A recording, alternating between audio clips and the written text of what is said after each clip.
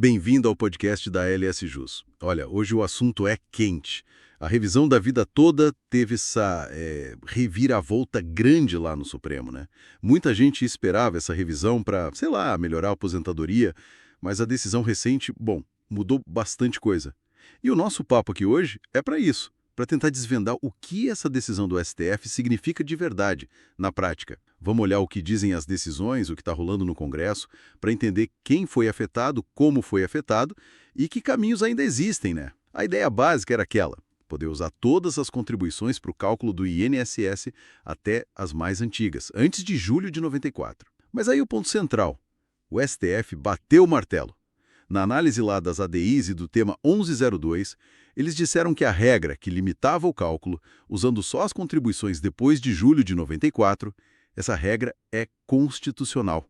E não só isso, disseram que ela é obrigatória, tem força cogente que eles chamam. Ou seja, não é mais uma escolha. Tem que aplicar. Exato. E essa palavra obrigatória é que muda tudo, porque antes o entendimento era que o segurado podia escolher, né?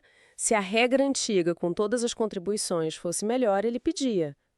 Agora o STF diz, não, a regra pós-94 é a que vale. Ponto. Ponto final mesmo. É. Quer dizer, quase. Porque aí eles fizeram uma coisa importante, a tal da modulação de efeitos, para proteger algumas situações. Ah, modulação, certo. E quem exatamente está protegido por ela? Quem está seguro?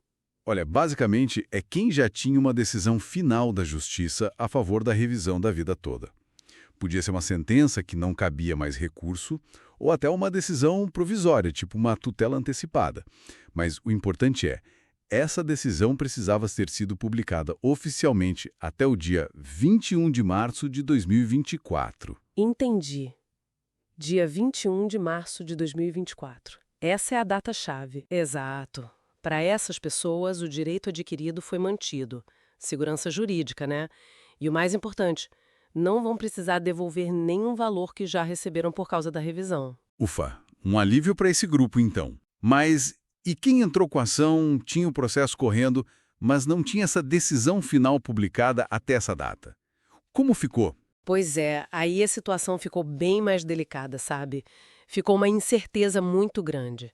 A decisão do STF não falou claramente sobre o direito dessas pessoas, dos processos que ainda estavam em andamento sem decisão final. Quer dizer, não garantiu para eles. Não garantiu explicitamente. Ficaram meio que num limbo jurídico, sem essa proteção específica da modulação. É uma situação bem complicada para muita gente. Imagino. E essa decisão toda gerou muita polêmica, né? Ouvi um pessoal falando que o STF foi além do que devia. Ultra petita, é isso? Que ninguém pediu para o STF declarar que a regra pós-94 era obrigatória para todo mundo, de forma geral. O que se discutia era se ela era válida ou não, né? Exato. Se era constitucional e se o aposentado podia escolher a regra antiga se fosse melhor para ele. Ao dizer que é obrigatória para todos, o STF teria, nessa visão, criado uma regra nova, o que seria papel do Congresso, não do Judiciário. Entendi. Isso mexe naquela questão do equilíbrio entre os poderes, né? Até onde o tribunal pode ir interpretando a lei. Precisamente. É um ponto bem sensível. E olha, a história não acabou aí. Ainda cabem recursos dentro do próprio STF, os embargos de declaração. Embargos. Para que servem mesmo? É para mudar a decisão? Na teoria, não. Eles servem para corrigir erros materiais, omissões, contradições, esclarecer pontos que ficaram obscuros na decisão. Não é para rediscutir o mérito, o que já foi decidido. Mas, na prática, às vezes, ao corrigir uma omissão, por exemplo, eles podem acabar mudando um pouco o resultado final. É o chamado efeito infringente. Ah, entendi. E tem gente apostando nesses embargos. Entidades que representam os trabalhadores, como a Confederação dos Metalúrgicos, já sinalizaram que vão entrar com recurso. Querem tentar esclarecer principalmente essa situação dos processos que estavam pendentes. E também trazer de volta alguns pontos do voto divergente do ministro Nunes Marques, que questionou outras coisas, tipo nulidade, competência. Então o jogo ainda não terminou totalmente no judiciário? O acórdão saiu quando? Foi publicada agora, dia 12 de junho de 2025. Então os prazos para esses recursos começaram a contar a partir daí. É ficar de olho. Certo. Essa é a frente judicial. Mas e fora dos tribunais? Você mencionou o Congresso. Sim. E essa é talvez a frente que está ganhando mais tração agora, sabe? É a via legislativa.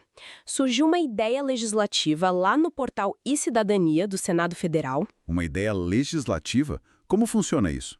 É uma ferramenta de participação popular. Qualquer pessoa pode propor uma ideia. Se essa ideia conseguir 20 mil apoios online, pelo portal mesmo, usando o login do gov.br. 20 mil apoios. Isso. Se conseguir, ela vira oficialmente uma sugestão legislativa. Aí ela é encaminhada para a Comissão de Direitos Humanos e Legislação Participativa do Senado e os senadores podem decidir transformar aquilo num projeto de lei de verdade. Interessante. E qual é a proposta dessa ideia específica sobre a revisão da vida toda? O objetivo é claro: garantir por lei o direito à revisão da vida toda. E não só para quem já tinha processo, mas para todos os segurados que teriam direito a um cálculo melhor usando as contribuições antigas. Mesmo quem nunca entrou na justiça ou quem teve o processo prejudicado agora pela decisão do STF. É uma tentativa de, digamos, passar por cima da decisão judicial usando o Congresso. Uma resposta política à decisão judicial, então. Exatamente. Essa mobilização ganha força pela insatisfação geral com a decisão do STF e, claro, a gente não pode ignorar o contexto político, né? Proximidade de eleições sempre acaba dando um gás extra para essas pautas populares. Faz sentido.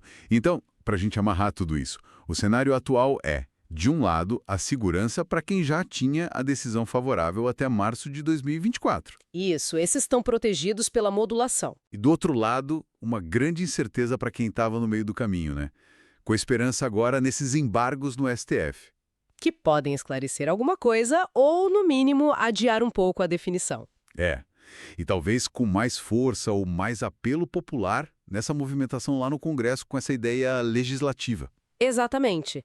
A decisão do STF fechou uma porta importante ao cravar a obrigatoriedade da regra pós-94, mas, ao mesmo tempo, protegeu quem já tinha a vitória na mão.